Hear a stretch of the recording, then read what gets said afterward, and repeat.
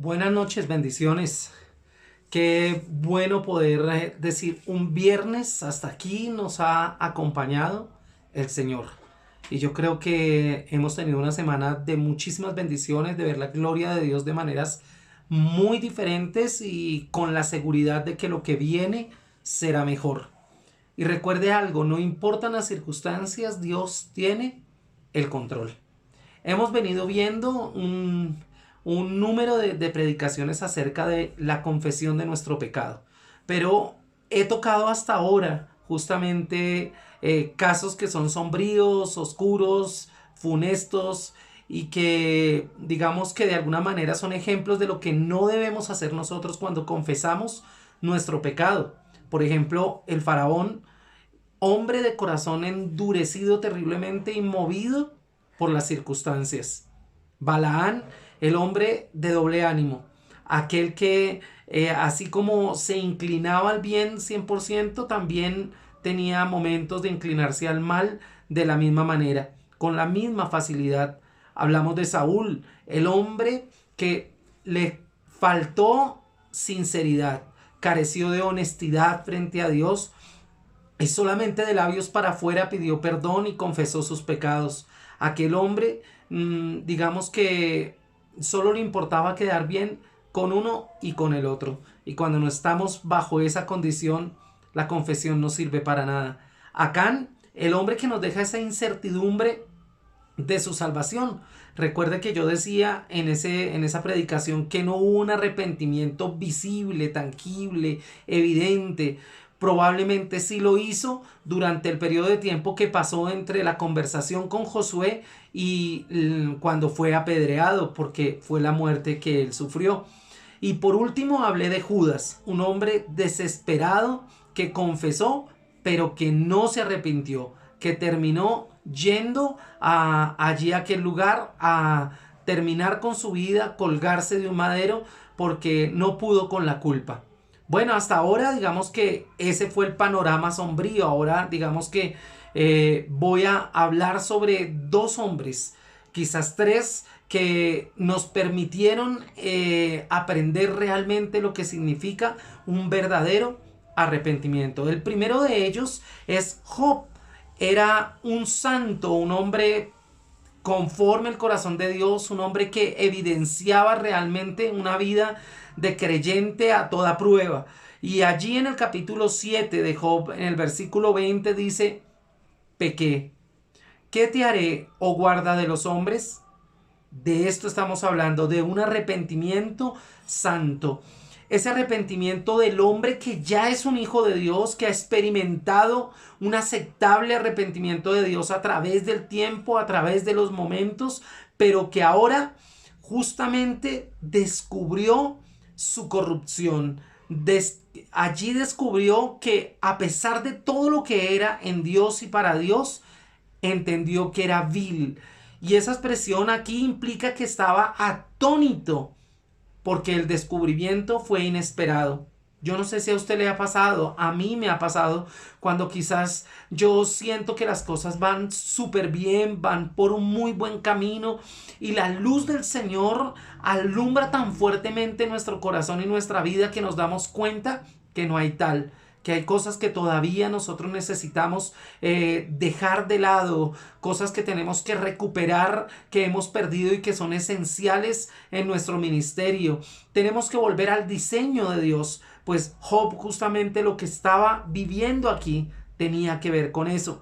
Nosotros generalmente descubrimos la mayor parte de nuestras fallas cuando tenemos el mayor acceso a Dios. Cuando más cerca de Dios estamos, es cuando podemos nosotros saber qué tan bien o qué tan mal estamos. Job no había tenido nunca un descubrimiento de Dios como el que tuvo en ese momento por el que estaba pasando. Y Dios justamente le habla en el torbellino y entonces Job atiza a decir: yo soy vil. Definitivamente, comparado con tu majestuosidad, comparado con tu santidad, comparado con lo que tú eres, yo soy un hombre vil, soy un pecador. Digamos que David también fue un espécimen de ese tipo. Recuerden que él se arrepintió de su pecado y justamente lo hizo cuando descubre más de Dios, cuando entiende toda la dimensión poderosa de Dios en su misericordia y dice, wow, qué tan malo soy. Y por eso ese Salmo 51 y otros salmos penitentes de que hay allí hablan justamente de él hablando de Señor, hazme blanco como la nieve, Señor, limpia mi pecado, inclusive el que me es oculto de mí mismo, aquel que está escondido en lo profundo de mi corazón, porque él entendió justamente eso. ¿Sabe? A veces nosotros tendríamos que pensar que eso tiene que ocurrir justamente con nosotros, elevarnos a Dios de una manera tan profunda que nuestro propio yo, nuestro ego y nuestra carne caigan y se vengan al suelo de manera absoluta. Digamos que cuando yo me veo delante de Dios y reconozco realmente mi condición de pecador, seguramente veo que es tan necesario seguir buscándole, veo que es tan necesario seguir descubriéndole, seguir viendo la palabra, porque la palabra me confronta en lo que yo soy, me confronta en mi realidad, me confronta en aquello que debo finalmente terminar de hacer en mí para bendición del reino, para bendición de los otros. Entonces yo diría que nosotros vemos la negrura de nuestro carácter, la negrura de nuestra alma, cuando nosotros la ponemos junto a la pureza sin mancha de Jesús. Por eso cuando usted lee la palabra, descubre a Jesús, descubre a Dios. Y descubrir a Dios significa también verse exactamente usted como es, porque hay una referencia. Yo no me puedo comparar con otro hombre porque quizás ese hombre tenga cosas con las cuales yo no puedo lidiar o con las que quizás yo ya lidié y las mías son otras absolutamente diferentes. No se imagina usted cuánto necesitamos de Dios. ¿Sabe por qué? Porque la batalla no ha terminado. Cuando yo confieso mis pecados, yo entiendo que otra batalla está comenzando. Y es la batalla que sigo descubriendo en mí y que tengo que seguir peleando. Solamente cuando tú te arrepientes de un pecado y confiesas un pecado, digamos que es la primera señal de trompeta convocando a la guerra siguiente. Así que el verdadero arrepentimiento no es más que un momento de muchos momentos de pelea contigo mismo, de pelea con el pecado, de pelea con la tentación que está a punto de desbordarse en tu corazón. Yo te digo, apenas la pelea acaba de comenzar, los ejércitos apenas están avanzando y tú te acabas de poner el atuendo de guerra. Tú tienes muchos conflictos por vivir. Hay muchos que están por venir hasta ahora y nosotros tenemos que ser diligentes porque de lo contrario nuestro primer amor se extinguirá. Y esa es la señal, una de las señales grandes de que estamos peleando mal la batalla. Porque cuando tú peleas en Dios y para Dios, cada pelea te deja más ánimos de seguir haciéndolo. Te encuentras más con la posibilidad de seguir guerreando y peleando en favor de lo que Dios ha puesto para ti. Pero hay una segunda confesión y es la confesión bendita. El hombre que entendió realmente el compromiso que tiene con su Padre y que solamente le queda una salida. Y esa salida es arrepentirse y volver donde nunca debió haber salido. ¿Y sabe qué historia es esa? La del hijo pródigo. Lucas capítulo 15 versículo 18. Allí este hombre dice palabras tan maravillosas, además porque lo dice justamente, he pecado, he pecado. Y quizás este último caso es el caso donde encontramos a un chico que dice, Padre, he pecado. Y aquí tenemos una confesión supremamente bendita. Aquí tenemos aquello que demuestra que un hombre puede tener un carácter regenerado totalmente. Padre, he pecado. Yo no sé usted si alguna vez se ha imaginado y ha recreado esta historia. Allí está el hijo pródigo. Él ha huido.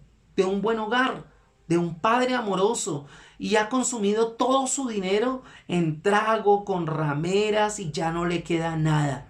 Así que acude a sus antiguos compañeros y les pide ayuda. Ellos se burlan, inclusive hacen escarnio de él y dice: venga, pero ustedes han bebido del vino que yo les he comprado, con ustedes he pagado muchas francachelas y no me pueden ayudar. Y ellos quizás le dijeron de manera categórica: lárgate de aquí, aquí no, ya no sirves, ya no te necesitamos. Y seguramente él quiso entrar a alguna de esas casas y en ninguna fue recibido. Así que se ve ahora en un momento donde no le queda absolutamente nada.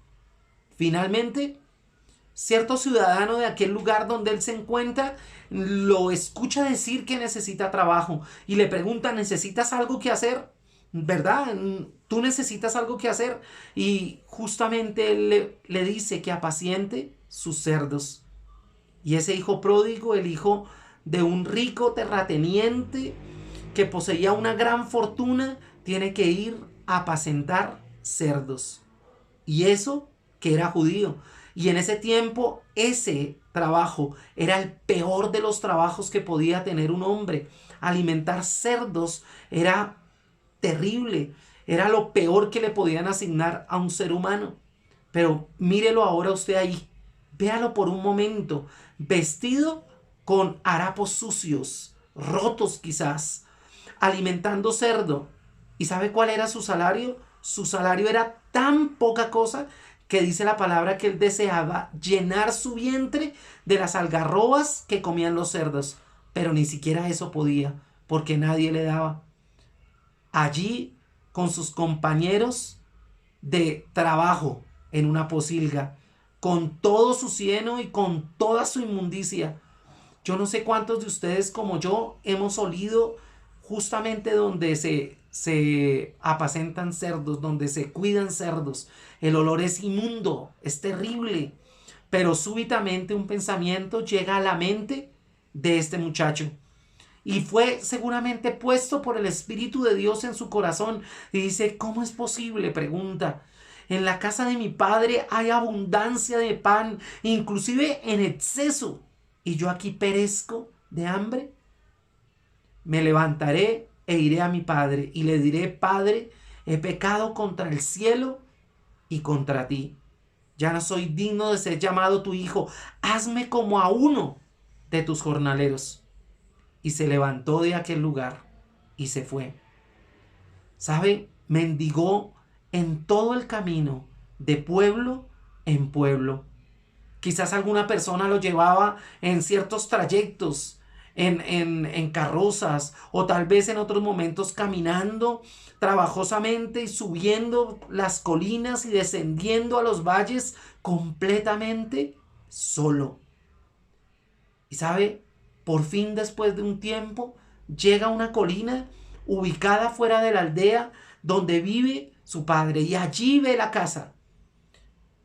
Allí donde está ese árbol donde seguramente él se columpiaba junto con su hermano, está allí ese prado grande donde quizás jugaban con él de una manera muy especial. Y sabe, ante ese espectáculo, él solamente le quedan sentimientos que le hacen recordar aquello que no quisiera recordar.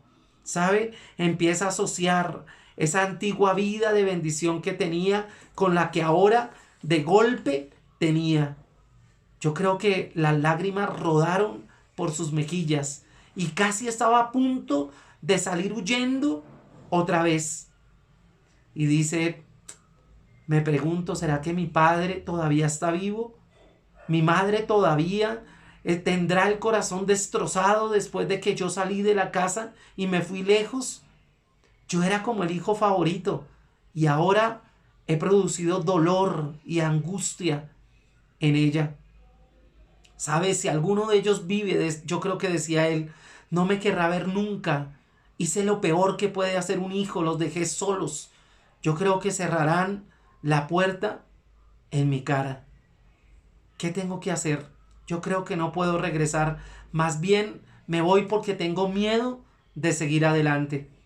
Y sabe que mientras pensaba esas cosas, mientras él divagaba en su mente, su padre, que estaba paseándose por el balcón de su casa y desde el lugar donde él miraba allí en el horizonte, vio a su hijo, porque siempre lo había buscado, siempre añoraba verlo desde aquel lugar.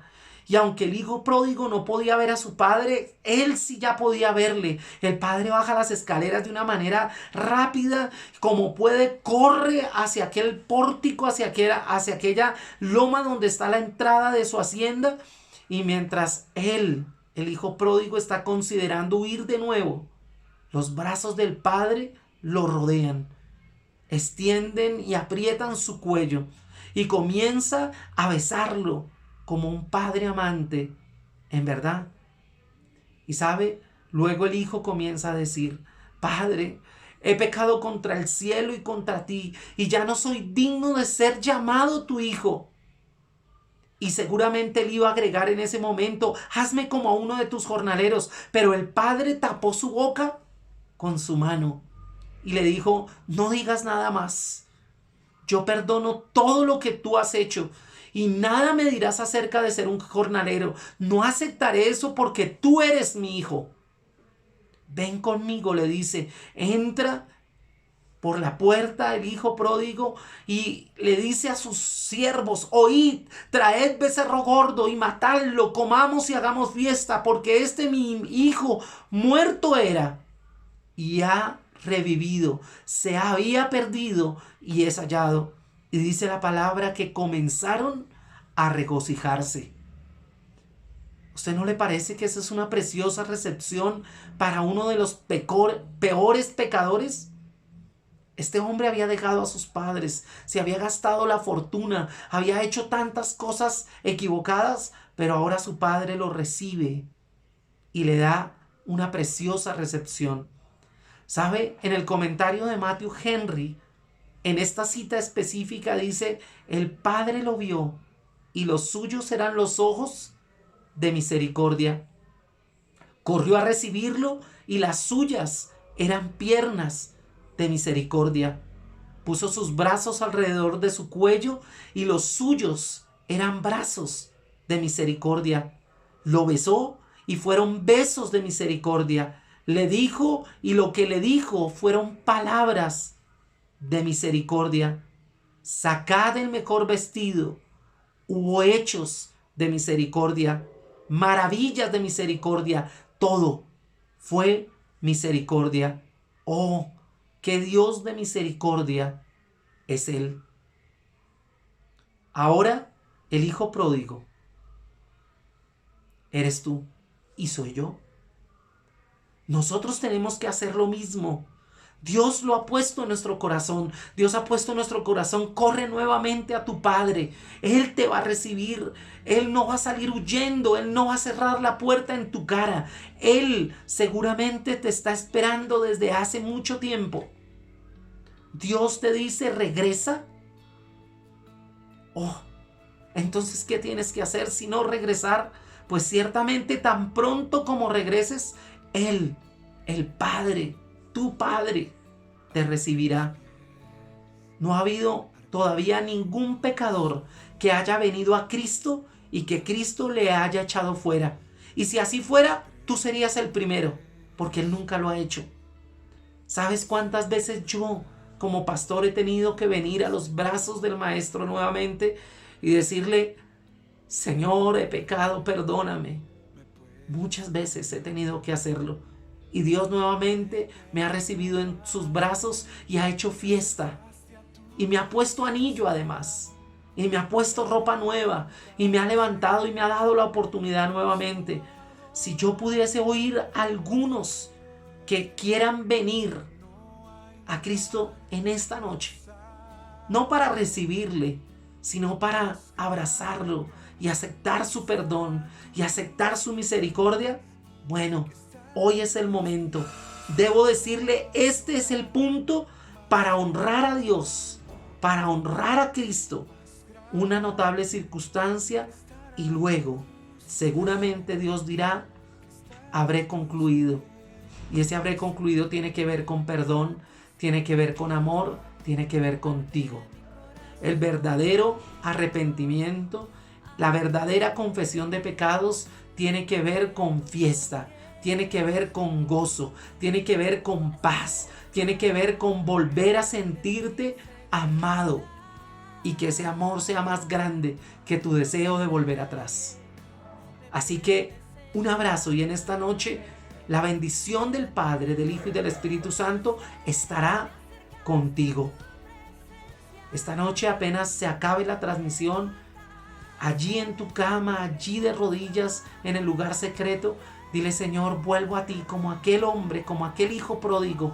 Vuelvo a ti como David clamaba a ti diciendo: devuélveme el gozo de tu salvación. Así como Job quizás le dijo a Dios de manera profunda: de oídas te había oído, pero ahora te conozco. Y conocerte ha hecho que yo mismo me conozca en mi perversión, en mi pecado.